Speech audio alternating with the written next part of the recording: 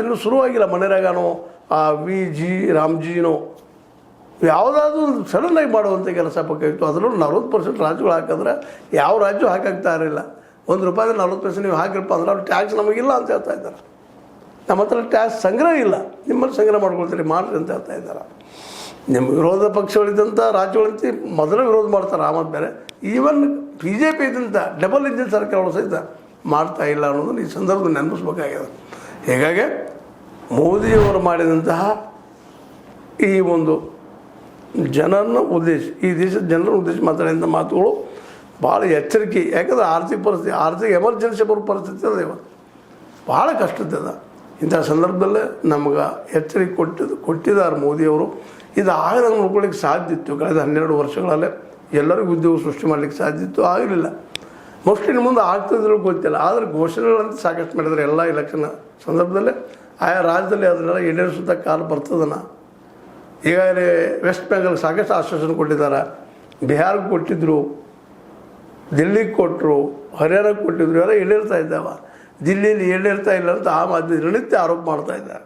ಉಳಿದ ರಾಜ್ಯಗಳಲ್ಲಿ ರಾಹುಲ್ ಗಾಂಧಿನೂ ಆರೋಪ ಮಾಡ್ತಾ ಇದ್ದಾರೆ. ಆದರೆ ಒಂದು ಹೋರಾಟ ಆಗಿ ಮೂಮೆಂಟ್ ಆಗಿ ಆಗ್ತಾಯಿಲ್ಲ. ಈ ಮಧ್ಯದ ಮುಂದುವರೆದ್ರೆ ಮುಂದಿನ ದಿನದಲ್ಲಿ ನಿಶ್ಚಿತವಾಗಿಯೂ ಮೋದಿಯವರ ವಿರುದ್ಧ ಜಿ.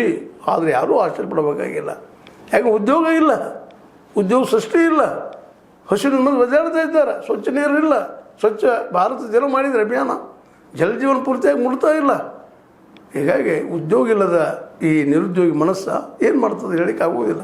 ಈಗ ನಾವು ನೆರೆಯ ನಮ್ಮ ತಮಿಳುನಾಡು ಆಗಿದ್ದು, ನೆರೆಯ ನಮ್ಮ ಏನಪ್ಪ ಅಂತಂದ್ರೆ ನೇಪಾಳ ಆಗಿರ್ಬೋದು, ನೆರೆಯ ನಮ್ಮ ಶ್ರೀಲಂಕಾ ಆಗಿರ್ಬೋದು, ಮಾಲ್ದೀವ್ಸ್ ಆಗಿರ್ಬೋದು, ಯಾವುದೇ ರಾಷ್ಟ್ರಗಳು ಸುರಕ್ಷಿತವಾಗಿಲ್ಲ. ಇವತ್ತು ಅಫ್ಘಾನಿಸ್ತಾನ ಇರ್ಬೋದು, ಪಾಕಿಸ್ತಾನ ಇರ್ಬೋದು, ಭೂತಾನ್ ಇರ್ಬೋದು, ಇವ್ಯಾವೂ ಸುರಕ್ಷಿತವಾಗಿಲ್ಲ.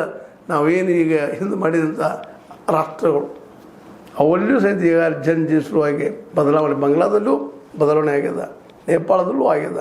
ಮತ್ತು ನಮ್ಮ ದೇಶದಲ್ಲೂ ಇದು ಆಜಿತ ಅನ್ನೋ ಭಯ ಇವತ್ತು ಮೂಡಲಿಕ್ಕೆ ಆಗ್ತದೆ. ಯಾಕಂದರೆ ಇಲೆಕ್ಷನ್ ಗೆಲ್ಲೋದಲ್ಲ, ಆರ್ಥಿಕ ಸಮಸ್ಯೆಯನ್ನು ಸಾಲ್ವ್ ಮಾಡೋದು ಭಾಳ ಮುಖ್ಯ ಅದ.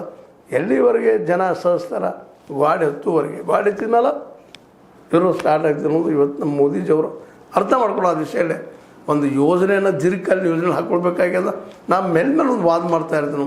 ಈ ದೇಶಕ್ಕೆ ಏನಾದರೂ ಉದ್ಯೋಗಗಳು ಕ್ಷೇತ್ರ ಏನಿದೆ ಅದು ಅಗ್ರಿಕಲ್ಚರ್, ಒಕ್ಕಲ್ತನ ಆಧಾರಿತ ಉದ್ಯೋಗ. ಗಾಂಧೀಜಿಯವರ ಅರ್ಥ ನೀತಿಯನ್ನು ತಂದ್ರೆ ಮಾತ್ರ ಈ ದೇಶಕ್ಕೆ ಎಲ್ಲರಿಗೂ ಉದ್ಯೋಗ ಸಿಗಲಿಕ್ಕೆ ಸಾಧ್ಯದ.